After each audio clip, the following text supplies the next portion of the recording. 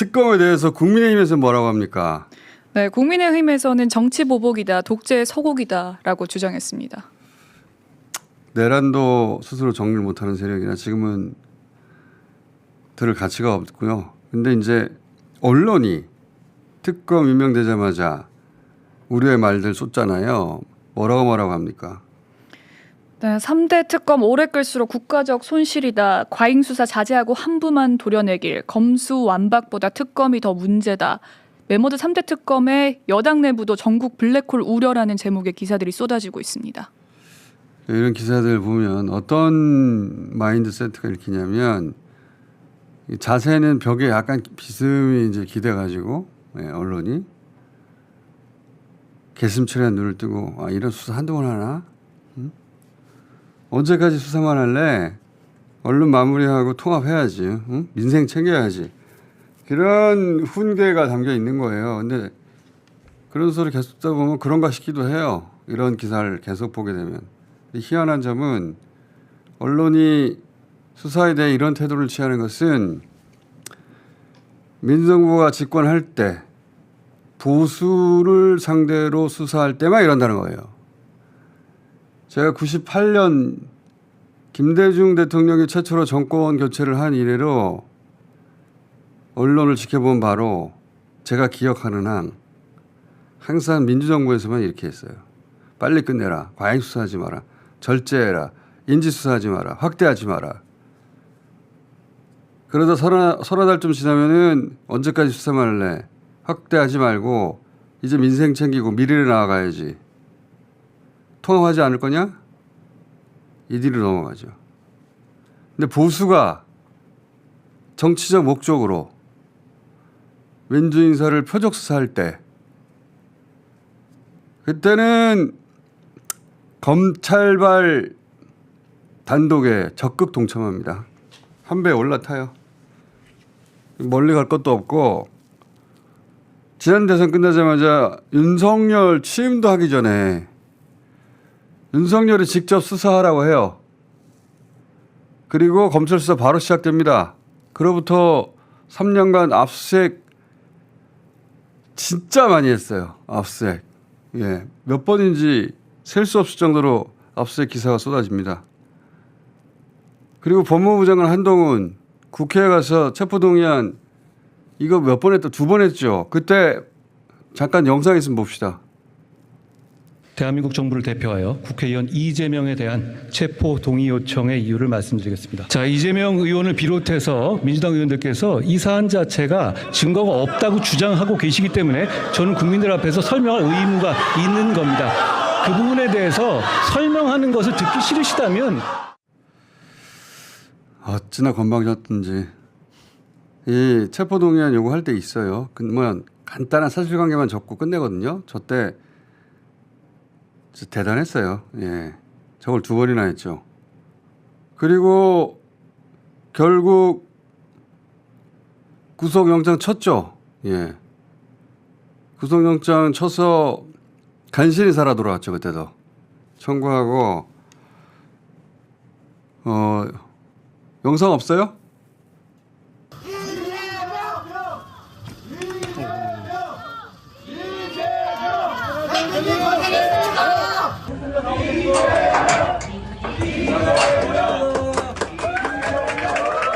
역시 정치는 정치인들이 하는 것 같아도 국민이 하는 것입니다. 지난 총선 전날까지 법원에 끌려들었어요. 지난 총선 때도. 이번 총선에서 가장 중요한 순간인 선거 전날인 오늘 초접전지들을 들려서 선거 기간 내내 꼭 끌려다녔고 보수하고 싶었습니다. 재판에 출석하지 말고 지역을 돌아야 한다는 그런 제안도 있었습니다. 이번 대선에서도 보수법적 어떻게든 이재명 대통령 막으려고 우리 사법소상 최초로 9일 만에 파기환송하고 그럴 때 절제하라는 언론이 있었습니까? 과잉 수사하지 마라, 인지 수사하지 마라, 확대 수사하지 마라. 이재명 수사에 대해서 누가 그런 기사를 썼어요? 지금 특검 숫자가 120명이라고 많다고 하잖아요. 메모드 특검 뭐 엄청난 숫자라고 기사 내잖아요.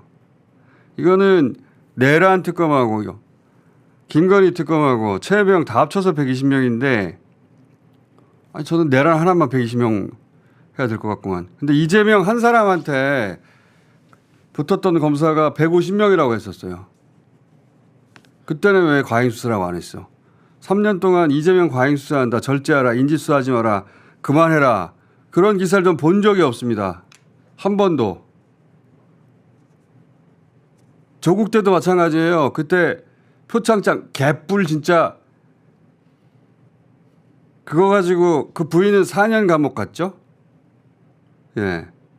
4년 감옥 갔어요.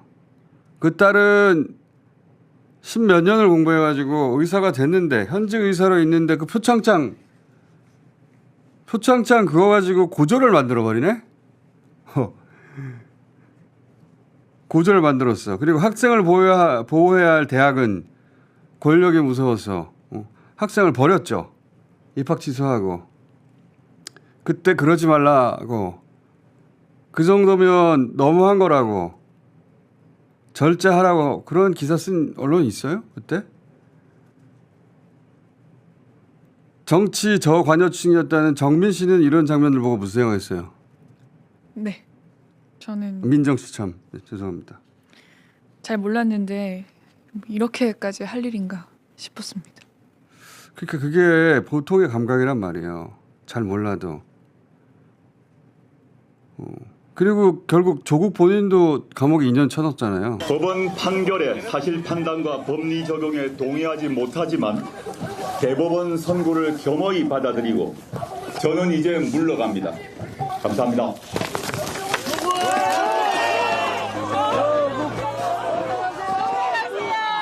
그렇죠. 이제 가족 전체를 그렇게 하는 거는 너무한다고. 그만들 하라고 하는 언론이 있어요? 못 본 척했지. 제가 TBS 뉴스공장 시절에 아침마다 단독 달고 검찰발 기사가 쏟아졌는데 그거 아침마다 대응하면서 어디 한 군데라도 제대로 같이 싸워줄 보도가 있나 싶어서 제가 매일 뒤졌거든요. 그때 언론들은 검찰과 함께 했습니다. 그 이후로도 너무한다고 절제하라고 신속하게 하라고 적당히 하라고 과잉수사라고 한 언론 난 본 적이 없어요.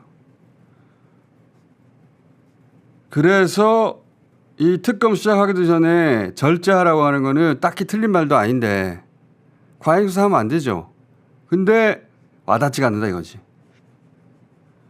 저는 빈틈없이 빠짐없이 낱낱이 다시는 그런 일이 없도록 철저히 수사해야 한다고 지금 주장하겠습니다.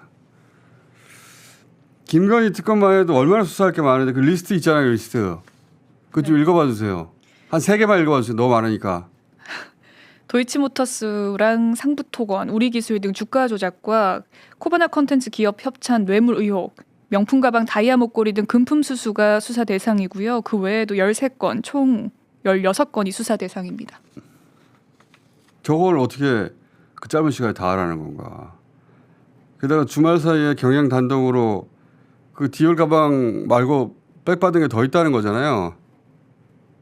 그런 디올을 좋아하는 걸 알자 막 디올 명품과 선물권이 도배할 정도로 들어왔다는 거 아니에요. 저 하나도 우리가 확인이 안 됐는데 네. 뭘 그만해. 그리고 마포대교 시찰 갔던 사진 있잖아요. 사진. 그거 내부에서 다 반대했는데 김건희 씨가 선정했다는 거 아닙니까? 내부에서도 절대 나가면 안 되는 사진이라고 했는데. 그렇습니다. 또 작게 얘기했네. 맞습니다. 맞습니다. 네. 민정 씨가 약간 궁시렁거리는 스타일이야 보니까. 그 마이크가 좋아서 다 잡혀요. 궁시렁 하시는 스타일이야. 자, 이 사진이 김건희 대통령 프로젝트, 힐건희 프로젝트 시작이라는 거 아니에요. 이제 정권이 끝나고 나니까 그런 얘기가 나오는 거잖아요. 그 봅시다. 힐건희 프로젝트. 아 진짜 있었어 그런 게? 힐러리 김건희 프로젝트 진지하게 검토했다니까요, 통실에서. 아 정말? 아이 그럼요. 그런 보고서를 쓴 사람이 있대요. 힐건이 프로젝트라고 그래가지고. 예. 그래부터 마포대교 나가서 이제 그때부터 그거, 시작된 그거, 거예요. 그거. 이제. 아 그게 힐건이 프로젝트 시작이야. 시작 마포대교 막아놓고 이제 자 손가락 지시하고 하면서 그게 보세요. 자살 예방의 날이야. 의미가 있잖아요. 그래도 마포대교 많이. 그러니까 거기서 다 이게 사진도 시작이라고. 굉장히 그렇게 찍은 거잖아요. 그냥 간 게 아니라고. 저는 통일 대통령이라는 용어를 김건희 씨 본인과 측근들이 직접 썼다고 알고 있거든요. 통일 대통령이 될 거라고 자기가. 이게 뭐하고 연결되냐면 내란과 연결돼요. 김건희 씨가 대통령 될 방법이 뭐가 있어요. 개헌 말고. 그런 내란과 연결고리도 저는 수사해야 된다고 보는데 빨리 끝내라니. 제대로 수사를 해야 끝내지. 자, 그래서 저희는 특검에서 우선순위가 뭔지, 놓쳐야 될 게 뭔지 당분간 꼼꼼하게 다뤄보기로 하고요.